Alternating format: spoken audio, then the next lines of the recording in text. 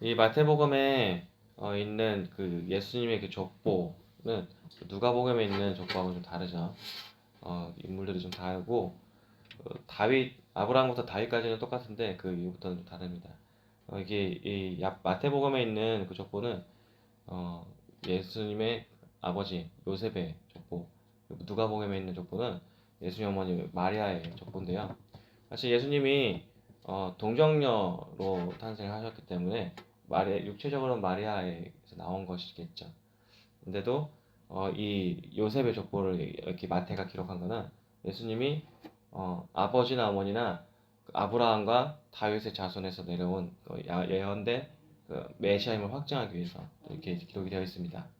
근데 이제 마태가 그 예수님의 그 아버지 이 족보를 쭉 기록하면서 읽으면서 아마 아시겠지만 굳이 넣지 않아도 되는 특이사항들을 좀 넣죠. 이게 아내들, 그러니까 항상 뭐 누구 아버지, 남자들의 기준으로 좀 넣다가 중간중간 누구에게서 누구를 낳고 그래서 아내를 언급을 하게 됩니다. 근데 여기서 언급한 아내들을 보면은 마냥 편안하지는 않아요. 어, 정통 유대 혈통도 아니고 그리고 특이사항이 있는 인물들입니다. 그러니까 일단 유다가 다말에게서 현존에 보면은 유다가 다말에게서 세를 낳고 이 다말이 유다의 아내가 아니에요. 그 유다의 며느리입니다. 유다가 며느리를 좀 속이게 되었었고 또 며느리는 다시 유다를 속여서 어, 동침을 하게 되고 그렇게 낳은 자녀가 이제 베레스가 되는 거죠. 이런 것들이 있었고 라합이나 룻은 뭐 비록 이방인이긴 하지만 그래도 우리가 이들의 이야기를 읽으면서 정말 믿음의 사람들이다 이렇게 또 본받을만 해요 차라리. 거기서 또 내려가다 보면은 6절에서는 이새는 다윗 왕을 낳으니라 라고 합니다. 여기서 다 이름만 나오는데 다윗에서는 다윗 왕을 낳으니라 라고 이렇게 굳이 언급을 해요. 근데 그 다음에 나오는 것이 다윗은 우리아의 아내에게서 솔로몬을 낳고 그러니까 그러니까 그 다윗이 남의 아내에게서 솔로몬을 낳았다고 이렇게 굳이 언급을 했습니다. 여기 또 이게 우리 다윗의 이야기를 알겠지만 자기의 충성스러운 부하의 아내와 동침을 했고 또 그 죄를 감추기 위해 그 충성스러운 부하를 죽였죠.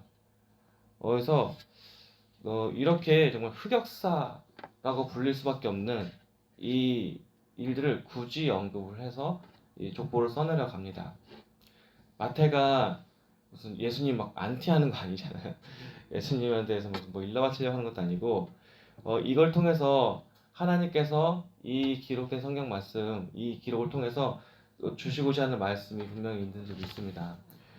이곳에서 쭉 내려가다 보면은 이후에 이제 다윗의 그 자손들이 왕위를 유업받아서 나오는 그 족보들 쭉 나오는데 그 왕들의 역사들도 보면은 모두가 다 이렇게 신실하게 하나님을 섬기는 왕들만 있었던 것도 아니었고 아주 우상 숭배했던 왕들도 있고 또 마지막에 여고냐는 이때 정말 정말 악한 왕이었었죠. 그리고 이게 이후로 그냥 남유다가 그냥 멸망을 합니다.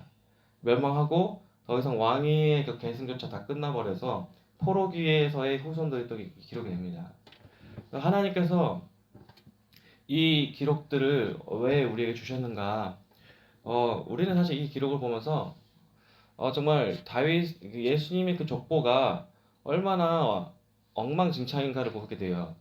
근데 그럼에도 불구하고 이 엉망진창인 족보를 통해서 이 안에서 보이는 하나님의 은혜가 또 보이기도 합니다. 하나님께서 왜 이런 그 족보가 타고 내려오고 이렇게 후손들이 경망으로 내려오고 있는 이 상황에서 하나님은 왜 굳이 이거를 계속 붙들고서 끝내 예수 그리스도를 이 세상에 보내주셨는가? 어, 이거는 어디까지나 하나님께서 아브라함과 다윗에게 맺으신 언약이 있어요. 이들을 통해서 너의 자손을 통해서 메시아를 보내주겠다는 하나님께 예언이 있었고 약속이 있었습니다. 이거를 하나님은 그 후에 후손들이 어떤 모습을 가지고 있었던 그럼에도 불구하고 계속 그 약속을 지켜내게 되시는 거예요. 사실 하나님께서 마음만 먹었다면은 갈아탈 수도 있었겠죠. 근데 하나님은 굳이 그렇게 변덕스럽게 하지 않고 계속 그 약속을 지켜내가시는 거예요. 고전문화 그 좋은 글씨라는 소설을 쓴 나당 호손이라는 작가가 있습니다.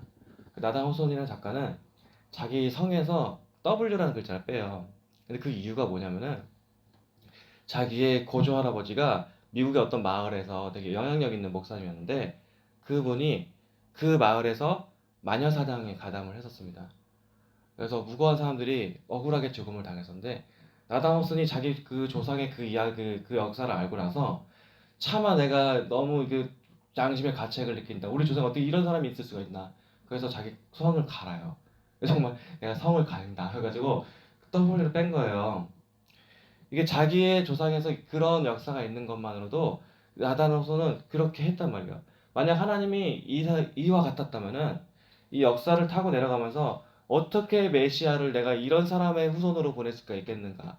다른 사람은 갈아타고 또 같아 여러 번이나 뭐 뒤집었을지도 모릅니다. 하지만 그렇게 되면은 메시아가 왔겠습니까? 메시아를 보내줄 수가 없어요. 우리는 다 죄인이고 어떠한 사람에게서도 완전한 선함을 찾을 수가 없어요. 근데 이것이 우리에게 너무나도 큰 위로가 되는 것이 하나님께서는 우리를 구원하시고자 하는 그 의지를 단 한 번도 꺾은 적이 없다는 거예요. 우리의 어떠함에 상관없이 하나님께서는 그럼에도 불구하고 나는 너희들을 구원할 메시아를 반드시 보내줄 거야.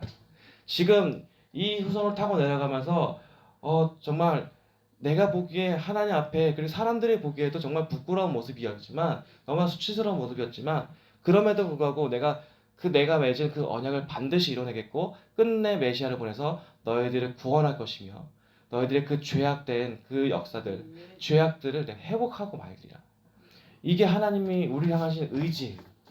족보 자체는 너무나도 되게 불편하고 안타깝고 또 흔들리고 요동치고 있지만 하나님의 우리를 향하신 구원하고자 하는 그 의지는 단 한 번도 흔들린 적이 없었던 거예요. 이것이 우리의 삶에서도 큰 위로가 됩니다. 우리 삶의 이 역사와 같이 우리는 우리의 삶의 순간순간마다 참 하나님 앞에 정말 칭찬받을 만한 일들도 행하면서 살지만 또 그러면서도 우리는 하나님 앞에 부끄러운 모습을 또 행하기도 합니다. 우리 삶의 역사를 보면은 감추고 싶은 흑역사가 있었고 또 앞으로도 살아가면서 그런 일이 다시는 없으리라는 보장을 할 수도 없어요. 그럼에도 불구하고 하나님께서는 이 역사를 통해서 이 족보를 통해서 우리에게 똑같이 말씀하시는 겁니다. 네가 그런 모습이 있다 할지라도 너를 향한 나의 사랑은 결코 흔들리지 않을 것이고 너를 구원하고자 하는 나의 의지 또 흔들리지 않을 것이고 그래서 내가 예수 그리스도를 보냈으며 예수 그리스도를 통해서 너를 내 자녀 삼아 주셨다는 거예요. 내가 너를 나의 자녀 삼아 주셨고 그래서 이제는 너는 나를 아바 아버지라고 부를 수 있는 그런 나의 사랑하는 아들이 되었다는 거예요. 이 역사 속에서 므낫세라는 인물이 또 있는데 이 므낫세는 아버지가 히스기야예요.